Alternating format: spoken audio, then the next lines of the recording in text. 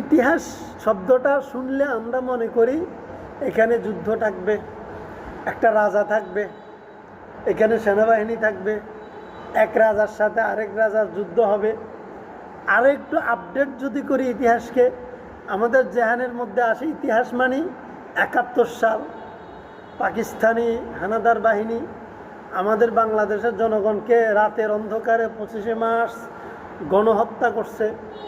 এরপরে আলহামদুলিল্লাহ ওয়াহদাহু লা শারীকা লাহ والصلاة والسلام على من لا نبي بعده اللهم صل على محمد وعلى آل محمد كما صليت على إبراهيم وعلى آل إبراهيم إنك حميد مجيد اللهم بارك على محمد وعلى آل محمد كما باركت على إبراهيم وعلى آل إبراهيم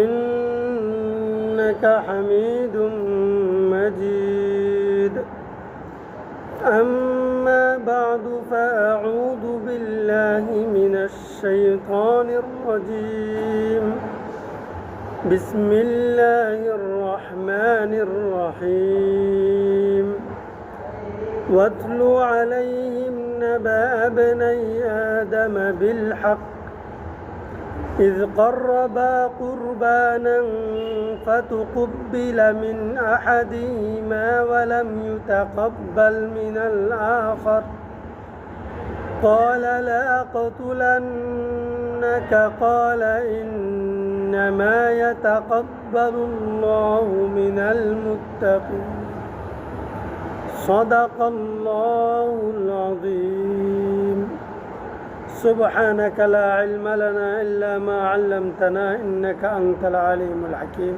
رب زدني علما আল্লাহ পাকের দরবারে লাখো কোটি শুকরিয়া। আল্লাহ তাআলা আমাদেরকে দীর্ঘদিন পর আল্লাহ তাআলার কালামের মজলিসে আসার বসার কিছু কথা বলার এবং শোনার সুযোগ করে দিয়েছেন, এই জন্য সকলেই পড়ি আলহামদুলিল্লাহ। আজকে জিলকদ মাসের ১৭ তারিখ শেষ, জিলহজ মাসের ১০ তারিখে কোরবানির ঈদ। তাহলে কোরবানির আর ২১ দিন আছে, ২১, ২২, ২৩ দিন নাই, ২২ দিন আছে।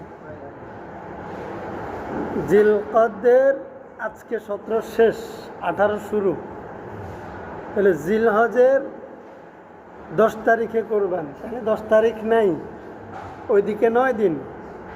আর যদি জিলকদ মাস ২৯-এর হয়, যদি ২৯ হয় তাইলে ৯ আর ২ কত হয়?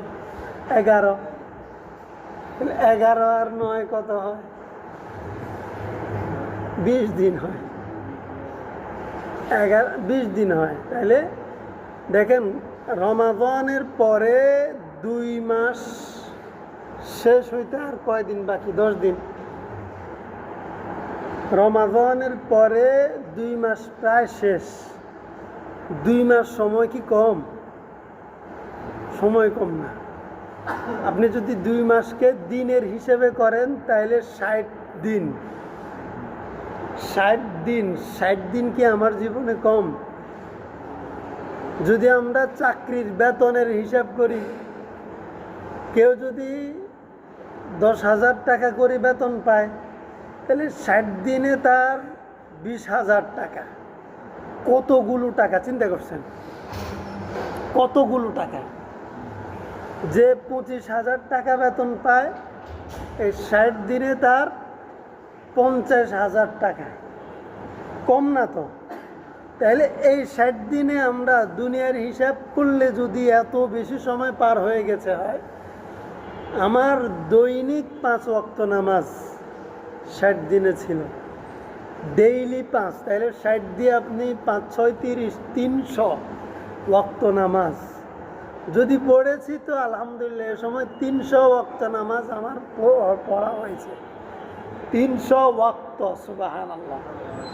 এবং প্রত্যেক ওয়াক্তে, প্রত্যেক রাকাতে 2টা করে সিজদা। কয়টা? 2টা সিজদা। আর ওয়াক্তে কয়টা হয়? 2 রাকাত নামাজে 4টা, 4 রাকাত নামাজে 8টা। আপনি চিন্তা করেন এই 2 মাসে কতগুলো সেজদা আমি করেছি, আল্লাহ আমাকে তৌফিক দিয়েছেন। আর যারা নামাজ পড়ে নাই কতগুলো সেজদা থেকে বঞ্চিত হয়েছে, হিসাব করেন। পাগল হয়ে যাব। শুধু 2 মাসের হিসাব যদি করি আমরা সঠিকভাবে, পাগল হয়ে যাব। হ্যাঁ, আল্লাহ তাআলা এতটুকুতে আমাদেরকে এখনো বাঁচায় রাখছেন। কত মানুষ দুনিয়া থেকে চলে গেছে, আবার আমরা আমাদের সেই চির চেনা বা আমাদের মহাব্বতের প্রিয় মজলিস, কোরআনের মজলিসে বসার তৌফিক পেয়েছে, আলহামদুলিল্লাহ, আলহামদুলিল্লাহ। জায়গা আমার ভাইও আসছে, তো আজকে থেকে ইনশাল্লাহ আমাদের প্রতি সোমবার হবে ইনশাল্লাহ।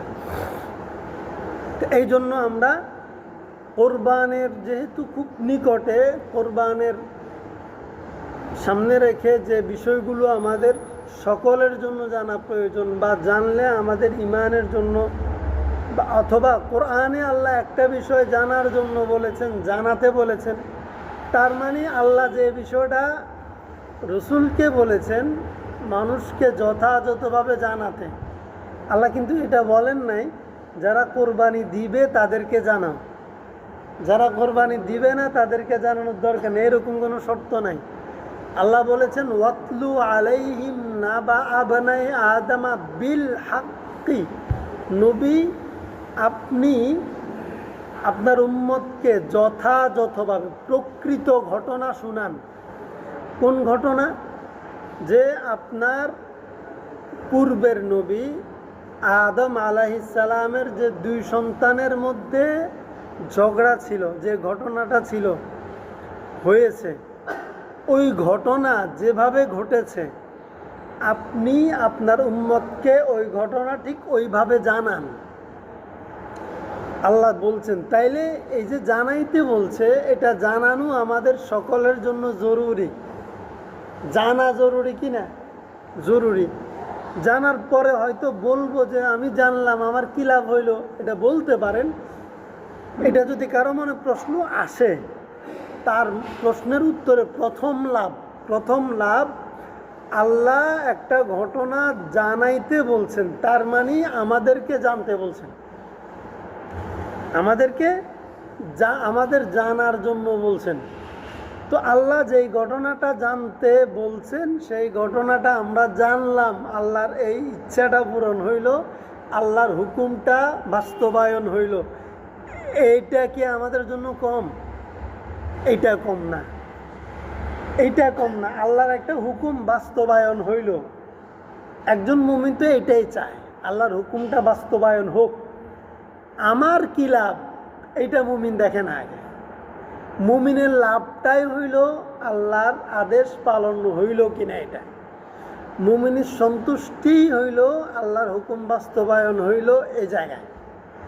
আর যেই ব্যক্তির মধ্যে এই জায়গায় সন্তুষ্টি আসবে না, আমি কি পাইলাম, আমার কি লাভ হইল, কি দরকার ছিল এত সময় আমার নষ্ট করার, এতক্ষণও বাড়িতে গেলে খাওয়া দাওয়া খাই ঘুমাইতাম, বাচ্চা কাচ্চারও সময় দিতাম, দোকানে গেলে ব্যবসা বাণিজ্য করে কিছু কামাই করতাম, বসে থাকি, কী লাভ হইলো এই ঘটনা শুনে, এইটা জেনে।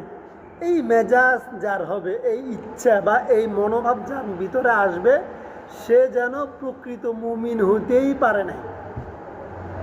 ঠিক আছে? এখন আল্লাহ তাআলা বলছেন, কোরবানকে সামনে রেখে এই বিষয়টা আলোচনা আসে, আমাদের প্রেক্ষাপট তৈরি হয় জানানোর বা জান্নার। সূরাতুল মায়েদা 27 নম্বর আয়াত। আল্লাহর নবীকে বলছেন, আমাদের নবীকে বলছেন, মুহাম্মাদুর রাসূলুল্লাহ সাল্লাল্লাহু আলাইহি ওয়াসাল্লামকে বলছেন, ওয়াতলু আলাইহিম নাবা আবনাই আদম বিল হাক্কি আপনি উম্মতের কাছে যথাযথ বর্ণনা করুন যেই ঘটনা আদম আলাইহিসসালামের দুইটা সন্তানের মধ্যে ঘটেছে। এটা হচ্ছে ইতিহাস। এটা কি ইতিহাস কাকে বলে? যেটা আমাদের পূর্বে ঘটেছে, আমাদের জীবদ্দশাতে না, আমাদের জীবনের আগে ঘটেছে। যখন বলবো তখন কয়েক যুগ পার হয়ে গেছে, মানে যাদেরকে বলবো তারা এটা চোখে দেখে নাই, সেটাকে বলা হয় ইতিহাস। অতীত হয়ে গেছে যেটা। তো আমাদের নবীজি কি আদম আলাইহিসসালামরে দেখছেন, তার সন্তানরে দেখছেন? এই ঘটনা যে ঘটছে এটা দেখছেন? দেখেন নাই। তার মানে এটা একটা ইতিহাস। নবীকে আল্লাহ বলছেন উম্মতকে প্রয়োজনীয় ইতিহাসটা শোনাবার জন্য। ইতিহাস শব্দটা শুনলে আমরা মনে করি এখানে যুদ্ধ থাকবে, একটা রাজা থাকবে, এখানে সেনাবাহিনী থাকবে, এক রাজার সাথে আরেক রাজার যুদ্ধ হবে।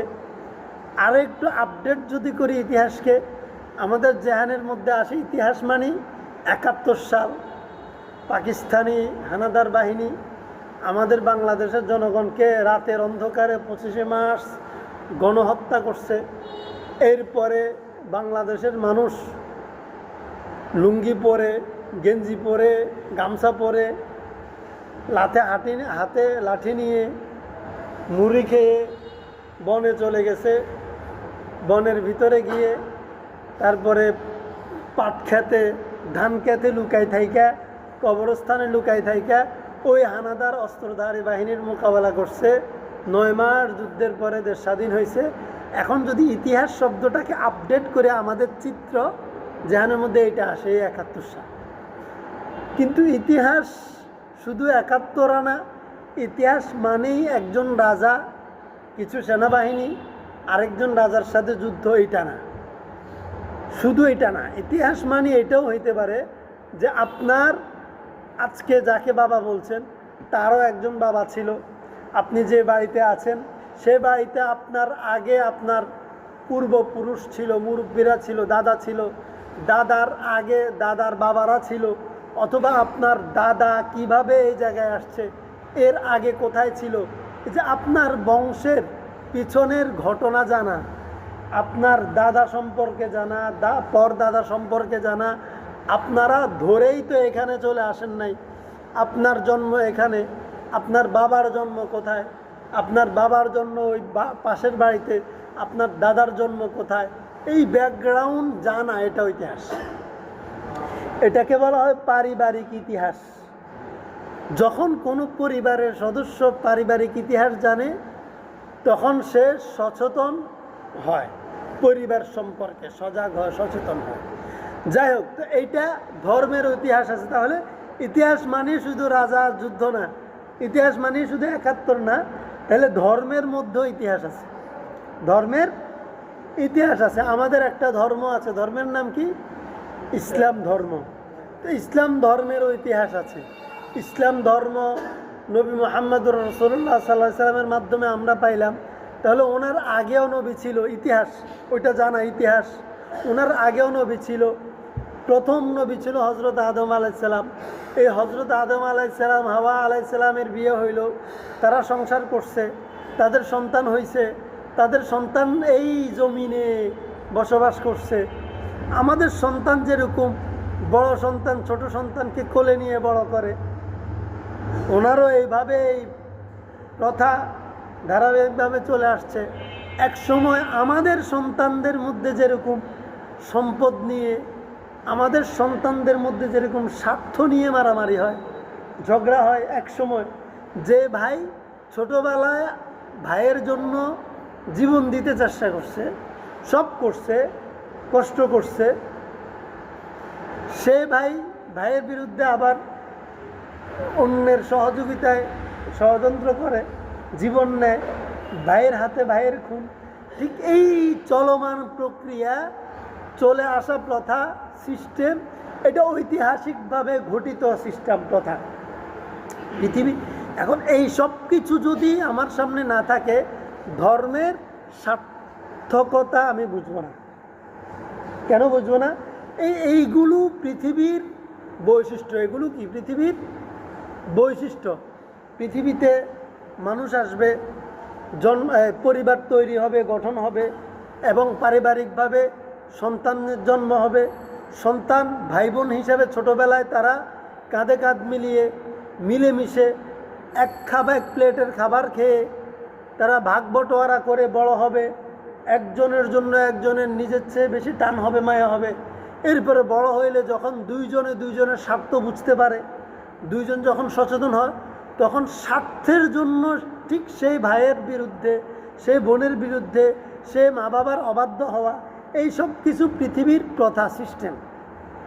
এখন ধর্ম কি করে? এই সব কিছুকে নিয়ন্ত্রণের চেষ্টা করে, এই সব কিছুকে একটা আইন দিয়ে, একটা নিয়ম দিয়ে শৃঙ্খলায় নিয়ে আসার চেষ্টা করে। এই শৃঙ্খলায় নিয়ে আসার চেষ্টা করাটা হচ্ছে ধর্ম। আর যখন কেউ এই শৃঙ্খলায় আসবে না, এটার সিস্টেমের বাইরে চলে যাবে, তার এই সিস্টেমের বাইরে চলে যাওয়ার কারণে এই জীবনটা দুর্বিষহ হবে, পেরেশানির জীবন হবে, কষ্টের জীবন হবে, বিপদের জীবন হবে। তখন যার কারণে এই জীবনটা বিপদের হইল, এত সুন্দর জীবনটা কষ্টের হইল, তার পরিণতি কি, সেই ব্যবস্থা, সেই সিদ্ধান্ত ধর্ম দিবে। শুধু আইন করে শেষ নয়, আইন অমান্য করলে শাস্তির ব্যবস্থা। এই সব কিছু মিলিয়ে আমাদের ধর্মের পূর্ণতা।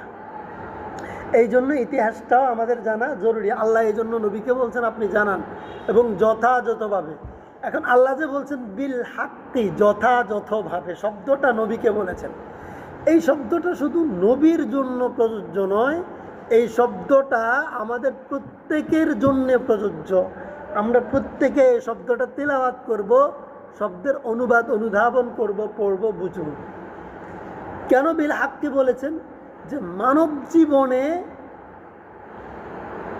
এই যে একজন মানুষ, প্রত্যেক মানুষকে ধর্ম পাহারা দেয়, ধর্ম নিয়ন্ত্রণের চেষ্টা করে, কিন্তু দুনিয়ার জীবন বিভিন্ন স্বার্থ মানুষকে বিভক্ত করে, বিভিন্ন স্বার্থ মানুষকে মানুষের সামনে মোকাবেলা দাঁড় করায়। এইভাবে একটা ইতিহাস তৈরি হয়। এখন এই ইতিহাসটা যখন পরবর্তী প্রজন্ম যথাযথ জানবে না, তাইলে সে তার নিরপরাধ দাদাকে, নিরপরাধ বাবাকেও সে অপরাধী মনে করবে, ভাববে। নিরপরাধ মানুষটাকে তার কাছে অপরাধী মনে হবে, এবং অপরাধীকে তার কাছে নিরপরাধ মনে হবে। একটা সে এই বিশ্বাস নিয়ে বড় হবে, মৃত্যুবরণ করবে। একজন নিরপরাধকে অপরাধী বিশ্বাস করে সে তার জীবনটা কাটাবে, এটাও তো একটা ভুল, তাই না? তো এই ভুলটা কেন হইল? ইতিহাস বিকৃতির কারণে। 2 নাম্বার, এইটার অনেক সময় অনেক কর্মের খেসারত, ফলাফল কয়েক যুগ পরে সমাধানে আসে, এটার ফলাফল আসে, বিচারের ফায়সালা হয়। এখন যদি কেউ সত্যকে মিথ্যা দ্বারা ঢেকে দেয়, বিল হাক্কি, যথাযথ পূর্বের ঘটনা বর্ণনা না করে, এটা যদি যথাযথভাবে প্রকৃত সত্য যদি সে বলতে বলতে ধারাবাহিকভাবে আমার পর্যন্ত না আসে, সত্য যদি উদ্ঘাটন না হয়, তাহলে একজন বিচারক দুনিয়ার বুকে যে বিচারটা করবে, সেই বিচারটাও যথাযথ সে করতে পারবে না। অনেকগুলো সমস্যা আছে না, অনেকগুলো। এবং তৃতীয় এবং চূড়ান্ত কথা, একটা সন্তান যখন বড় হয়, সে দুনিয়াতে জ্ঞান অর্জন করে। আল্লাহ বলেছে ইকরা, তুমি পড়ো, জ্ঞান অর্জন করো।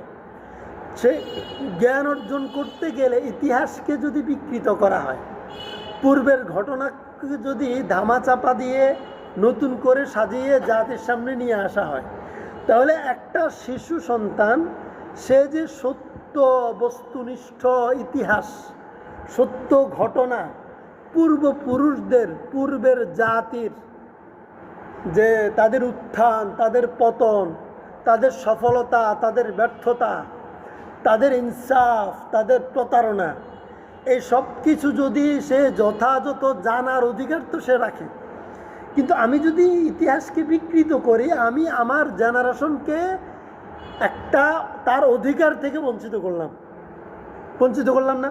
সে সত্য জানার অধিকার রাখে, আমি ইতিহাস বিকৃত করে তাকে সত্য জানার অধিকার থেকে বঞ্চিত করে আমার সামনের পৃথিবীকে অন্ধকারের দিকে, অনিষ্টর দিকে, অনিশ্চয়তার দিকে আমি ঠেলে দিলাম। কতগুলো অন্যায় এখানে হয়ে যাচ্ছে, খেয়াল করছেন? এই জন্য আল্লাহ তাআলা বলেন বিল হাক্কি, নবী আপনি আদম এবং আদমের 2 সন্তানের মধ্যে ঘটিত ঘটনা উম্মতকে যথাযথ শুনান। এই ঘটনা শোনানোর পিছনে ঘটনা মাকসাদ নয়। এই যে অনেকগুলা বিষয় বললাম, এখানে আরও শত বিষয় আছে। আল্লাহ তাআলা তো জ্ঞানের সাগর, জাওয়ামিউল কালিম, আল্লাহর প্রত্যেকটা শব্দ। তাহলে আল্লাহর এই শব্দ দ্বারা এরকম হাজার বছরের মানুষের হাজারো চাহিদা যথাযথ পূরণের এখানে স্বার্থ এখানে লুকায়িত, নিহিত। এই জন্য প্রত্যেকেই যখন আমার সন্তানদেরকে কিছু বলবো, কিছু শোনাবো, নিজের জীবন ঘটনা, আমি কিভাবে সংসারকে, এই যে দেখেন, এই যে ইতিহাস পূর্বের ঘটনা শোনানোর ক্ষেত্রে যে বিল হাক্কি, যথাযথ বর্ণনার বিষয়টা, এখানে আরেকটা বিষয় দেখেন। প্রত্যেক ফ্যামিলিতে যখন ভাইরা, এই ফ্যামিলি সবাই মিলে কেউ বেশি করে কেউ কম করে ফ্যামিলি তৈরি করে, পরে ভাইদের মধ্যে বিভাজন হয়। বিভাজন বলতে নিজেদের সংসার নিয়ে তৈরি হয়। প্রত্যেক বাবা নিজের সন্তানদেরকে যদি সে তার কতটুকু পার্টিসিপেট আছে, সে কতটুকু পেরেছে কতটুকু পারে নাই, অথবা তার ভাইরা কতটুকু পেরেছে পারে নাই, নিজেরটা তো 16 আনা বলে, বলতে গিয়ে আরও রংচং লাগাইয়া বলে, এবং নিজের ভাইয়ের অবদান যদি নিজের চেয়ে বেশিও হয়, ভাইয়ের অবদানকে এমনভাবে খাটো করা হয়, নিজের সন্তানের আড়াল করা হয়। এই সন্তান পরবর্তীতে তার জ্যাঠা হোক, ছোট চাচা হোক, তার চাচা জ্যাঠা, বাবার ভাইয়ের প্রতি সে বিরূপ মানসিকতা নিয়ে বড় হয়, তার দাদার প্রতি বিরূপ মানসিকতা নিয়ে বড় হয়।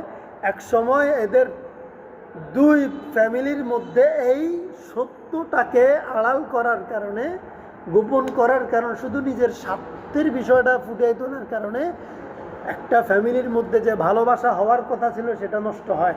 চাচা ভাতিজা সম্পর্ক, সম্মান এবং স্নেহের হওয়ার জায়গায় দা কুমড়ার হয়ে যায়, হয় না এরকম? কি করছেন এখন? চাচা জ্যাঠা বলে যে আমি এই করছি সেই করছি, বলে যে মিথ্যুক আপনি, আমার বাবাকে আমারে বলে নাই, অথচ তখন বাবা কবরে। তাহলে আপনি যে একটা মিথ্যা ইতিহাস, মিথ্যা ঘটনা, মিথ্যা তথ্য বস্তুনিষ্ঠ ভাবে তুলে না ধরে একটা আপনার সন্তানকে আপনি সত্য জানার অধিকার ছিল, জানান নাই, আপনি এখন মিথ্যা জানিয়ে কবরে চলে গেলেন। চাচা ভাতিজার মধ্যে এই সত্যটা গোপন থাকার কারণে ঝগড়া, আজকে কবরে থাইকা আপনি কি নেকি পাবেন না শাস্তি পাবেন? শাস্তি পাবেন। এই যে একটা ঘটনাকে যথাযথ বর্ণনা করার কতগুলো স্বার্থের সাথে জড়িত। তো আল্লাহ এই জন্য নবীকে বলছেন বিল হাক্কি, যথাযথ বর্ণনা করেন। ঘটনা কি ছিল? ইয করবা কুরবানান ফাতুকবিলা মিন আহাদিহিমা ওয়া লাম ইউতাকাব্বাল মিনাল আখার। আদম আলাইহিস সালামের 2 জন সন্তান আল্লাহর রাস্তায় কোরবান করছেন। আল্লাহ একজনের কোরবানি কবুল করছেন, আরেকজনের কোরবানি কবুল করে নাই। যখন ঘটনা এটা ঘটছে, তখন ক্বালা লা আকাতুলান্নাক, যেই সন্তানের কোরবানি কবুল হয় নাই, সে যার কোরবানি কবুল হয়েছে তাকে ধমকাচ্ছে, বলে যে আমি তোমারে হত্যা করব। এখন দেখেন ঘটনা কি বলছে। 2 ভাই আল্লাহর রাস্তায় কোরবানি করছে, আল্লাহর নৈকট্য লাভের চেষ্টা করছে। তার মধ্যে একজনের কোরবানি কবুল হইল, আরেকজনের কবুল হয় নাই। যারটা কবুল হয় নাই সে যার কবুল হয়েছে তাকে ধমকাচ্ছে, তোমার কোরবানি কবুল হয়েছে, আমার হয় নাই, সুতরাং তোমার আমি বাঁচতে দেব না, হত্যা করো, লাখ তুলার নাক তোমার আমি হত্যা করো। এখন আমাদের মনে প্রশ্ন, ঘটনা কি, কারণ কোরবানিও বা কেন দিল, এখন এক ভাইরা আরেক ভাই কেন বা হত্যা করতেছে, কারণ তো আছে। কি কারণ? একটা আছে, কারণটা হইল আল্লাহর বিধান। আল্লাহর বিধান। তখন তো দ্বিতীয় কোনো পরিবার ছিল না, একটাই পরিবার। আদম আলাইহিস সালামের প্রত্যেকটা সন্তান হইতো জোড়া, ছেলে মেয়ে, ছেলে মেয়ে। তো প্রত্যেক জোড়ার সাথে তার আগের এবং পরের জোড়ার সাথে ক্রসিং করে বিয়ে হইতো। তো আল্লাহর পরবর্তীতে দুইটা জোড়া, এক জোড়ার ছেলের নাম হাবিল, আরেক জোড়ার ছেলের নাম কাবিল। কাবিলের যে বোন, তার জোড়ায় ওই বোনটা দেখতে সুন্দরী, নাম আকলিমা। হাবিলের জোড়া যেটা, ওইটা দেখতে কালো। তো আল্লাহর শরীয়ত অনুযায়ী হাবিল বিয়া করবে কাবিলের বোন আকলিমাকে, আর কাবিল বিয়া করবে হাবিলের বোন কালোটাকে। এই যে স্বার্থ, বললাম না স্বার্থ, সবাইতে। এই যে আমরা যখন কাউরে বিয়া করাইতে চাই, মেয়ে তালাশ করি, প্রশ্ন করি যে কেমন চান, এখন সবাই প্রথম বাক্য হচ্ছে মেয়ে সুন্দর, লম্বা হইতে হবে, সুন্দর। এটা একটা স্বার্থ, সবার পছন্দ, মনের আকাঙ্ক্ষা, সুন্দর যেন হয় বিবিটা। এখন এইটা শয়তান এসে ওই কাবিলের মাথায় বুদ্ধি ঢুকাইল, এরে কাবিল, শরীয়ত অনুযায়ী তো তুমি হাবিলের বোনকে বিয়ে করবে, সে তো কালো, কিন্তু তোমার যে বোনটা তোমার জোড়ায় জন্ম হইল সে তো সুন্দর, আকলিমা তো সুন্দর, তুমি এই সুন্দর হালাই কালার সুন্দরটাকে রেখে তুমি কেন কালোটাকে বিয়ে করবে? তুমি সুন্দরটাকে বিয়ে করো। এসব শরীয়ত টরিয়ত মানিও না। শরীয়ত মানলে তুমি ঠকবা, কালোটাকে বিয়ে করতে হবে। আর শরীয়ত না মানলে তুমি জিতবা, সুন্দরটাকে বিয়ে করতে পারবে। এখন স্বার্থ চলে আসছে কিনা? সুন্দর মেয়ে বিয়ে করার স্বার্থ। প্রেমিকের জন্য একজনকে একজন হত্যা করে কিনা? সুন্দর, এই তার চোখে এই প্রেমিককে সুন্দর লাগছে, প্রেমিকাকে ভালো লাগছে, সুতরাং এই প্রেমিকাকে আর কারো হইতে দিবে না। বাবা মা অন্য জায়গায় বিয়ে করাই দিচ্ছে, ভাগাই নিয়ে যাচ্ছে, তাই না? এবং বিয়ে হয়ে গেছে, তোমাকে আমি এখানে আর সংসার করতে দেব না। আর ওই প্রেমিকা যখন বাবা মার কথা মেনে নেয়, বহু জায়গায় ওই প্রেমিকাকেও হত্যা করে ফেলছে। মানে কি? স্বার্থ। আমি যেটা চাইছি সেটা পেলাম না। এই মেজাজটা, এই সফটওয়্যার ইনস্টল করছে সর্বপ্রথম কাবিলের মাথায় কে? ইবলিস শয়তান। এটা ইনস্টল করে দিছে যে স্বার্থ। শরীয়ত কখনো কখনো মানুষকে ঠকায়, নাউজুবিল্লাহ। শরীয়ত কি ঠকায়? কাবিলকে বুঝাইছে, তোমারা ঠকাইছে।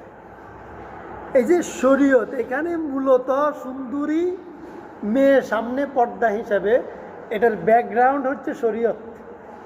বুঝাইছে শরীয়ত আমাকে ঠকাচ্ছে, সুতরাং শরীয়তের বিরুদ্ধে বিদ্রোহ করো। এই যে এখন আমাদেরকে আধুনিক রাষ্ট্রবিজ্ঞান বুঝায় যে ইসলামী শরিয়া জনগণকে ঠকায়, এই জন্য গণতন্ত্র প্রতিষ্ঠা করা। বুঝেন বুঝেন, এটা কিন্তু সিমিলার। যে আমাকে বুঝাচ্ছে কি, শরীয়ত ঠকাবে আমাকে, রাষ্ট্র উন্নতি হইতে পারবে না, রাষ্ট্র ঠকবে, জনগণ উন্নতি হইতে পারবে না, জনগণ ঠকবে। তারপরে নারীর অধিকার পাবে না, ন্যায্য অধিকার পাবে না, নারী ঠকবে। এই যে মিরাসের বিষয় বলে, বিভিন্ন ইনিয়ে বিনিয়ে বলে না, মিরাস নারীকে সমান না দিলে নারী ঠকে।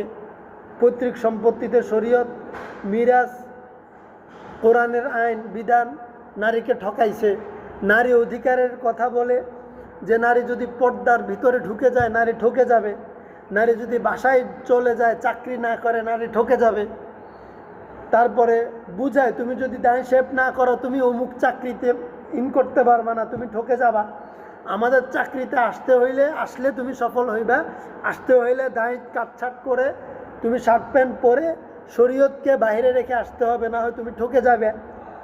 এই যে শরীয়তকে গ্রহণ করলে তুমি ঠকবে, এই মেজাজটা, এই বুদ্ধিটা বা এই ন্যারেটিভটা সর্বপ্রথম ইনস্টল করছে কাবিলের মাথায় কে? শয়তানে। এখন আমরা এইভাবে রাজনীতি করতে গিয়ে না, এখানে শরীয়ত আনা যাবে না, তাহলে ঠকে যাব, রাষ্ট্র ঠকবে, জনগণ ঠকবে, রাজনীতিবিদরা ঠকবে, নারীরা ঠকবে, গরিবেরা ঠকবে, সবাই ঠকবে। এই ঠকার আসলে কি? কাবিল যদি ওই দিন কাবিল যদি শরীয়ত অনুযায়ী হাবিলের বোন কালো মেয়েটাকে বিয়ে করত, তাহলে কি কাবিল ওই দিন ঠকতো না। তার বউ কালো হইতো, কিন্তু সে সুখে হইতো। কিন্তু সে শরীয়ত অ্যাভয়েড করে জিততে গিয়ে নিজের হাতে কতগুলো পাপ হয়। শরীয়তকে অবজ্ঞা করে জিততে গিয়ে নিজের আপন ভাইকে নিজের হাতে হত্যা করছে, সে খুনি হয়েছে শরীয়তকে ভায়োলেট করে। 2 নাম্বার, শরীয়তকে ভায়োলেট করে জিততে গিয়ে সে নিজের সংসার করতে পারে নাই, তো সে তো অপরাধী হয়ে সে মানসিক রোগে আক্রান্ত হয়ে পালপিটিশনে সে নিজেই তো পেরেশান হয়ে গেছে। হায় কি করলাম, সে তো হত্যার পরে সে পেরেশান হয়ে গেছে, হায় কি করলাম।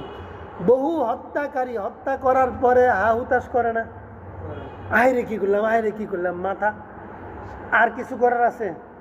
তার জীবন শেষ, তার যৌবন শেষ, তার ধর্ম শেষ, তার ঈমান শেষ। আজকের দিনে যদি আমি সিদ্ধান্ত জানি শরীয়ত অনুযায়ী, কোরআন সুন্নাহ অনুযায়ী, আল্লাহর বিধান অনুযায়ী, আজকের দিনে যেই কাবিল সেই দিন সুন্দরী তার বোনটাকে বিয়ে করতে চেয়ে শরীয়তকে ভায়োলেট করছে, নিজের ভাইকে হত্যা করছে, আজকের এই মুহূর্তে কবরের মধ্যে সেই কাবিল সুখে আছে নাকি জাহান্নামের আগুনের শাস্তিতে আছে, জাহান্নামের আগুনে দগ্ধ হচ্ছে। আর হাবিল সেই দিন শরীয়ত মানছে। এখন কেউ যদি বলে হাবিলেরও যদি তার দত্তা যদি কালো হইতো, হাবিলও মানতো না, তাহলে এখানে কাবিলের কি দোষ, হাবিলের কি গুণ? এখানে দোষও নাই, গুণও নাই। আল্লাহর বিধান মতো, শরীয়ত মতো কাবিল ফাঁসে গেছে, হাবিল জিতে গেছে। হাবিলের তকদির ভালো, হাবিল জিতছে, শরীয়তের পক্ষে ছিল। এর পরের শব্দে একটা কথা আছে, কাবিল কেন হারলো, হাবিল কেন জিতলো। এখানে অনেক তো বলবে যে আল্লাহর সিদ্ধান্ত এটা হয়ে গেছে, আল্লাহর সিদ্ধান্ত হওয়ার কারণে, না, আল্লাহর সিদ্ধান্ত তো হয়েছে, কেন হয়েছে এখানেও কারণ আছে। কাবিলের একটা বৈশিষ্ট্য আছে, সহজাত মেজাজ, মন মানসিকতা আছে। কাবিলের একটা মন মানসিকতা আছে, এই মন মানসিকতার কারণে কাবিল হারছে, হাবিল জিতছে। সাদা আর কালো এখানে ফ্যাক্টর না। অনেকে এখনো কি মানুষ আমাদের দেশে কালো বিয়ে করি সংসার করেন না, সুখে সংসার করেন না, সাদা বিয়ে করি অশান্তি জীবনযাপন করে না। আমাদের এক আত্মীয় আছে, কি সুন্দর, মানে বিয়ে করছে সুন্দর, শেষ এই বউ থাকবে না, সে ছাড়বে না। এই সুন্দর বউ ছাড়ে কেমনে? এই সুন্দর বউ ছাড়লে কি আরেকবার পাবে? কিন্তু এই সুন্দর বউ বিয়ে করে তো বউরে ছাড়তে হইলো, জরিমানা দিতে হইলো, সংসার ভাঙলো, এরপর আবার বিয়ে করলো দ্বিতীয় বউ। এই বউয়ের ধারে কাছেও নেই, কিন্তু দ্বিতীয় বউ এই অসুন্দর কম সুন্দরী বউরে দিয়া সংসার করতেছে অনেক সুখে। এখন সুখে সংসার করতেছে। তাইলে শুধু সুন্দরে কি সুখ আছে? কেউ যদি বলে যে এই আল্লাহ তো বন্টনে করছে, কাবিলের ভাগে কালোটা গেল কেন, না এলে তো ভেজালটা হইতো না, তাহলে চূড়ান্ত বিষয় হচ্ছে সুখ, দুনিয়াতেও সুখ, সংসারের সুখ। তাহলে সংসারের সুখটাও তো কালোটার মধ্যে আছে, অনেক সুন্দরের মধ্যে নেই। তাহলে এখানে কালো আর সাদা ফ্যাক্ট না। ফ্যাক্ট হচ্ছে যে শয়তানের প্ররোচনায় সে পড়ছে। সে কেন পড়ছে?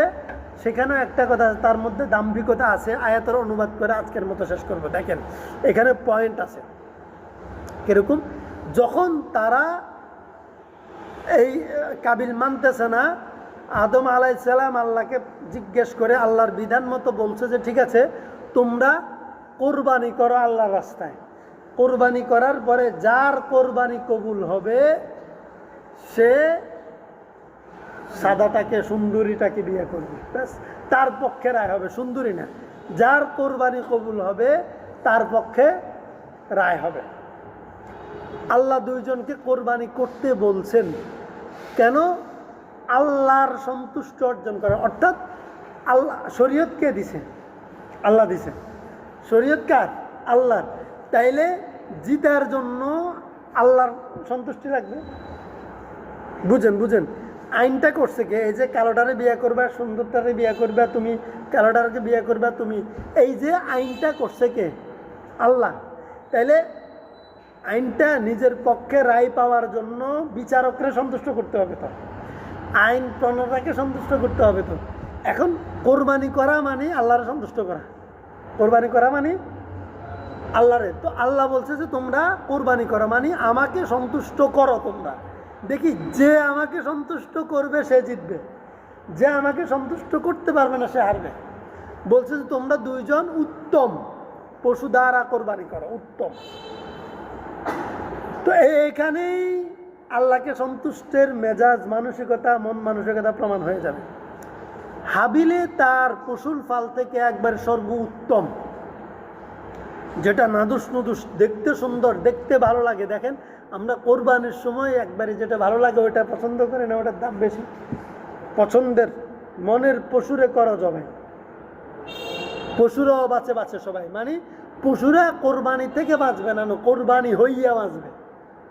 মনের পশুটাকে আল্লাহর রাস্তায় কোরবান করো, মনের পশুটার দাম কোরবানির পশুর মূল্য হবে, দাম বাড়বে, আল্লাহর কাছে গ্রহণযোগ্য হবে। তো এখন বলছে যে তুমি তোমার মনের পশুটাকে, যেটাকে তোমার মনে ধরে সেটাকে কোরবান করো আল্লাহর রাস্তায়, আল্লাহকে খুশি করো।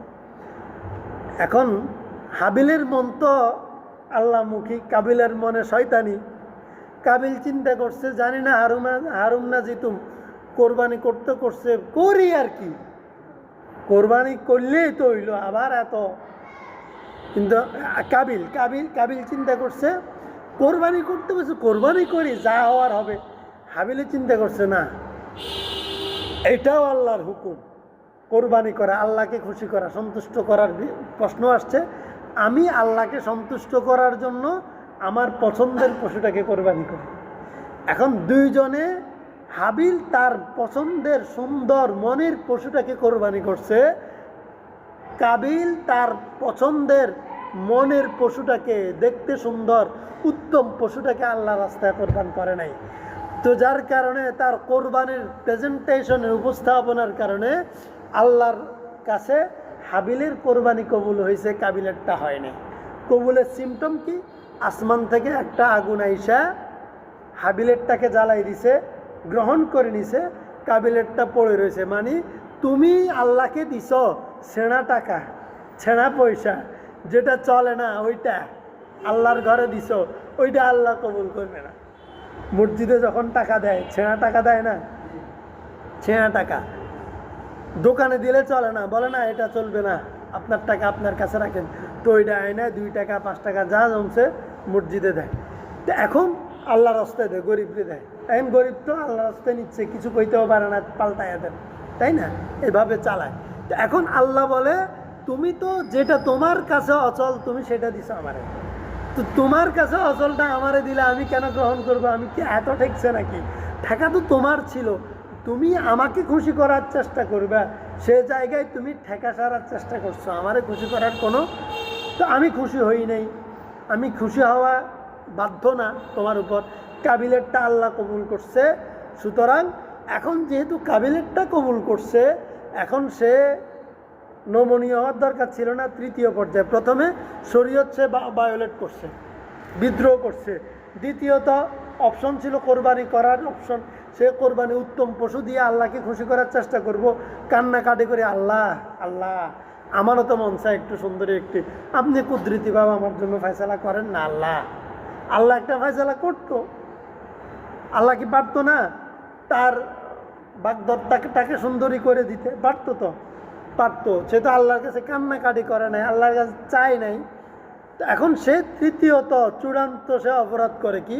বিদ্রোহ করে। সে বলে লা আকতুলান্নাক।